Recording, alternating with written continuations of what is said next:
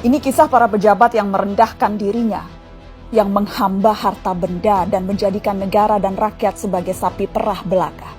Saat kita semua menahan diri untuk melakukan ini dan itu, beberapa politikus dan pejabat kita malah tetap bernafsu untuk nodong sana-sini, ngutil sana-sini. Saat kita semua mencoba bertahan di tengah badai, jungkir balik melanjutkan hidup saat semuanya begitu sulit, para politikus dan pejabat juga tetap berakrobat dengan anggaran. Entah berapa ratus ribu orang yang sudah di PHK, yang usahanya bangkrut, yang penghasilannya merosot. Tapi itu tak mengurangi nafsu para pejabat rakus yang tidak punya harga diri. Menteri Kelautan dan Perikanan bersama beberapa staf khusus dan pejabat kementerian meminta cashback dari setiap benih lobster yang diekspor. Mereka memakai uangnya untuk berbelanja barang-barang mewah persis ketika kebanyakan dari kita sedang mati-matian bertahan memenuhi kebutuhan-kebutuhan pokok. Saat banyak orang kelimpungan mencari ruangan perawatan karena kamar-kamar rumah sakit sudah sesak dengan pasien COVID, Wali Kota Cimahi malah memperjualbelikan izin pembangunan rumah sakit. Dan yang lebih gila lagi, para pejabat Kementerian Sosial berikut dengan menterinya sekaligus malah menodong para vendor dengan uang cashback.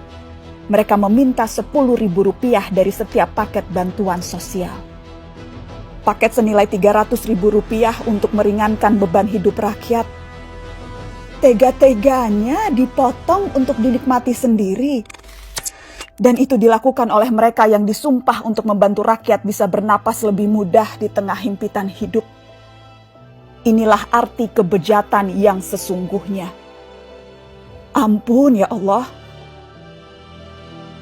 Sejak awal, dana triliunan rupiah yang digelontorkan dalam bentuk bantuan sosial memang rentan diselewengkan. Sudah banyak yang memprediksi potensi ini.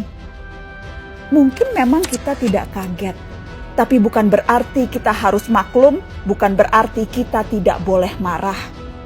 Kasus-kasus korupsi di tengah pandemi membuktikan kompas moral para politikus dan pejabat kita memang sedang berada di titik terendah. Bahkan pandemi yang membunuh banyak orang, menyengsarakan banyak orang, tak membuat para pelaku menahan diri dari hasrat memperkaya diri sendiri. Pandemi justru menjadi peluang untuk menggarong lebih banyak. Kegentingan dan kedaruratan justru jadi ruang baru untuk bertindak lebih brutal, lebih banal, lebih ugal-ugalan, dan lebih tidak tahu malu. Publik, kita semua justru dibebani pekerjaan tambahan. Selain harus bertahan hidup, kita justru harus lebih teliti mengawasi kebijakan dan penggunaan